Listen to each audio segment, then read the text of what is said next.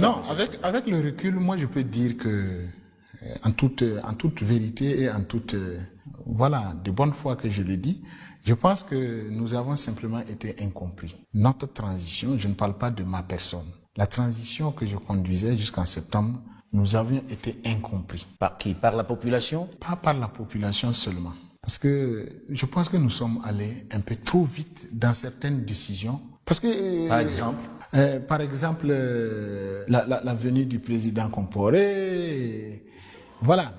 Mais c'est pas, moi je n'ai aucun regret pour ça. Pour vous, vous payez les frais d'avoir voulu faire une réconciliation en faisant venir le président Compaoré et tous les autres chefs d'État? Non, pas ça. Je vais d'abord terminer sur ce que je pense de ce qui s'est passé. Je pense qu'il y a de l'incompréhension, peut-être côté de la population qui s'attendait à une rapidité dans les mesures pour stabiliser le pays. Ils pensaient, on est impatient de nature, le Burkinabé est impatient, voilà. Donc, je pense qu'il y a eu cette impatience-là aussi qui s'est exprimée. Et il y a eu surtout de la manipulation. De la manipulation parce que un pouvoir qui vient issu d'un coup d'État, je pense que le régime qui est tombé... C'est les politiques qui nous ont fait tomber finalement? Ils ont d'une manière ou d'une autre contribué. Je pense qu'ils ont d'une manière ou d'une autre contribué. Mais est-ce qu'il n'y avait pas un vrai malaise aussi au sein de l'armée? Puisque c'est l'armée qui vous a renversé, même si par après, le même peuple qui vous avait soutenu auparavant, lorsque vous arriviez, a soutenu ceux qui sont arrivés. Est-ce qu'il n'y avait pas un vrai malaise dans l'armée? Et ça venait de quoi? Pourquoi un capitaine Traoré se lèverait un matin et ferait partir le président d'Amiba? Non, moi je pense que c'est à lui véritablement que la question pourrait lui être adressée.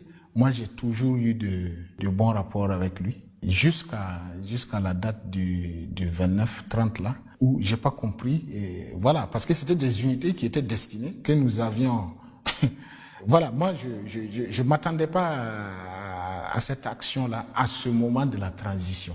Voilà, c'est sûr que quand un pouvoir issu d'un coup d'État arrive, bon, il y a toujours ces rumeurs de mécontentement, ainsi de suite, ainsi de suite. Vous n'avez pas le sentiment qu'il y avait un mécontentement dans l'armée? Non, il y avait plutôt des montages. Vous savez, ils ont fait des montages que le président d'Amiba a attribué des parcelles à certaines parties des unités. Le président d'Amiba a attribué des logements.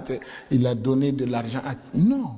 Et pourtant... C'était pas vrai? Non, tout est faux. Nous avons procédé à ce qu'on appelle une régularisation administrative des forces spéciales qui ont été créées depuis les années 2018 ou 2019 et qui ne bénéficiaient d'aucune prime alors que leurs papiers leur octroyaient des primes. Donc ça a été, j'ai demandé au ministère de régulariser leur situation. Et je pense que pour les logements aussi, bon, moi je ne sais pas depuis quand, c'était avant nous qu'ils ont eu des logements. Et apparemment il y a un promoteur immobilier qui leur a accordé des logements. Malheureusement, ils ont fait le tirage au sort et l'affectation de ces bâtiments-là. Et voilà, pendant nous. Sinon, nous, on n'a pas... C'est pas vous qui étiez à la manœuvre. Voilà, on était à la manœuvre. Donc, je pense qu'il y a eu ça du côté de l'armée. Mais je pense que, véritablement, pour terminer sur le putsch là, je pense que il y a eu beaucoup de manipulation. Tout.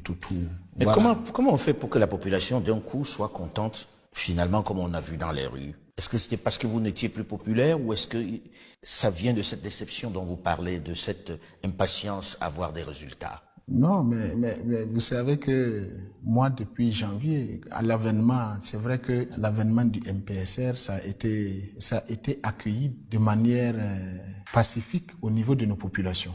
Mais nous, on n'était pas dans des dynamiques de faire sortir des groupes de personnes pour nous acclamer. Moi, j'étais pas ça. Je ne suis pas dans les acclamations. Moi, je veux travailler, montrer mes preuves, et après, si on me félicite, on me félicite. Si on me félicite pas, on me félicite pas. Alors, vous êtes renversé. Est-ce que vous avez pris langue avec le pouvoir actuel? Bon, depuis mon départ, je n'ai pas eu de contact avec le pouvoir actuel. Bon, quand ils auront besoin, j'ai préféré ce recul-là pour leur laisser la possibilité aussi d'orienter les choses, espérant que... Mais on a dit que vous êtes parti avec un certain nombre d'officiers supérieurs parce que vous vous prépariez à revenir, parce que vous n'avez pas abandonné l'idée de reconquérir ce pouvoir-là par les armes. Ah bon? Ça c'est nouveau. Ah bon? Vous n'étiez pas au courant? J'entends certaines choses, mais je ne savais pas que c'était arrivé là-bas. Non. Quand je quittais Ouagadougou, il y avait 3 membres de l'équipage de l'hélico. Voilà, ils sont tous capitaines. Ceux qui vous ont déposé dans le nord du Togo avant que vous ne soyez acheminé ici. Voilà, exactement. Il y avait trois membres d'équipage, 3 capitaines, et puis un élément de ma sécurité, un capitaine, voilà, qui était là. Donc, ils étaient 4 capitaines. Et je pense qu'ils sont rentrés à la demande des autorités actuelles. Donc, je profite en tout cas faire insister pour qu'ils puissent permettre à ces officiers-là de reprendre leur service, ou bien, voilà. Ils sont où actuellement?